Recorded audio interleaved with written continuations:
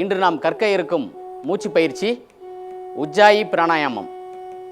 அதாவது முன்பு செய்த அனுலோம விலோம பிராணாயாமத்தை போன்று இந்த பயிற்சியும் செய்வோம். ஆனால் சத்தத்தோடு செய்வோம். தொண்டை பகுதியில் ஒரு விதமான சத்தத்தை எழுப்பிக் கொண்டு இந்த பயிற்சியை நாம் செய்வோம். அதாவது கிளாட்டியஸ் என்ற ஒரு பகுதி உண்டு. இந்த பகுதியில் ஒரு சத்தத்தை எழுப்பியபடி இந்த பயிற்சியை நாம் செய்வோம். எப்படி செய்வது என்பதை இப்போது செய்து காட்டுகின்றேன்.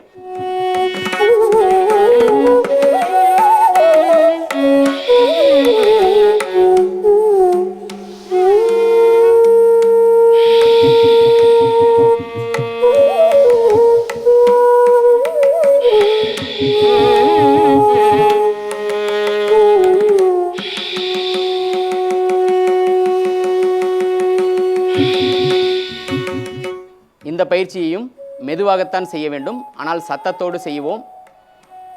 இந்த பயிற்சியினுடைய பயன்கள்: குரட்டை சத்தம், இரவில் குரட்டை விடுபவர்கள் இந்த பயிற்சியை செய்தால் அந்த பிரச்சனையிலிருந்து விடுபடலாம். அதே போன்ற தூக்கமின்மை பிரச்சனை சரியாகிறது. தொண்டை பகுதி இயக்கப்படுவதால் தைராய்டு சுரப்பி நன்கு இயங்குகிறது.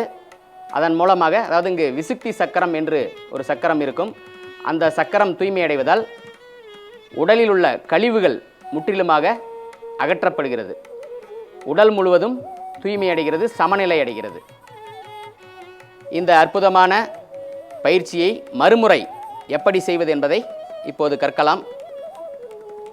கண்களை மூடிக்கொள்ளுங்கள். இஸ் அப்படிங்கிற சத்தத்தோட மூச்சையை இழுக்கலாம். அந்த சத்தத்தோட மூச்சையை வெளிவிடலாம். மூச்சை இழுக்கும் பொழுது வயிறு முன்புறமாக வர வேண்டும். விடும் பொழுது வயிறு உள்முகமாக திரும்ப வேண்டும். இதை சத்தத்தோடு செய்கிறோம்.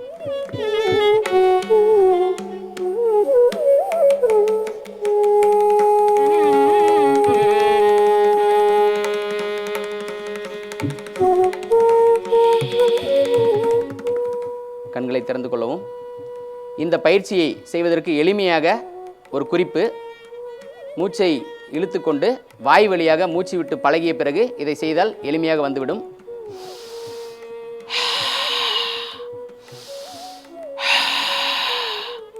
இப்படி செய்த பிறகு